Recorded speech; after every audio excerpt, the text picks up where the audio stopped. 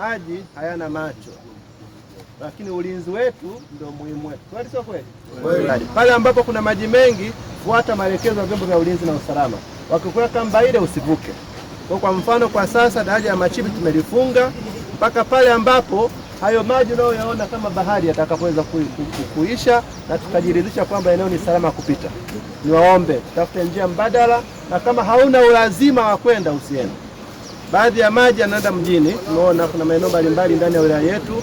Mvua ya jana imesababisha maji mengi ndani ya wilaya kufika maeneo mbalimbali. Kwa mfano hapa Kibaoni Michenga yote imejaa maji, na Katimbwi, Kiberege, Idete, Rumemo yote imejaa maji, lakini baadhi ya maji yamevuka kwenye kipande hiki mnachokiona hapo kwenye kisehemu ya tuta yanaenda mjini. Vira na maeneo ya Justin na maeneo mbalimbali. Changamoto hizi ni zetu sote. Sawa, lakini niwaombe tuendelee kuchukua tahadhari. Tahadhari ni muhimu sana. Huu ni mfano. Lakini tupambane na watoto wetu. Tukishaona hali kama hii, tusiwaruhusu waende mashuleni. Tumeelewana? Tusiwaruhusu waende mashuleni. Kivuko ni vingi ambapo kuna maji mengi.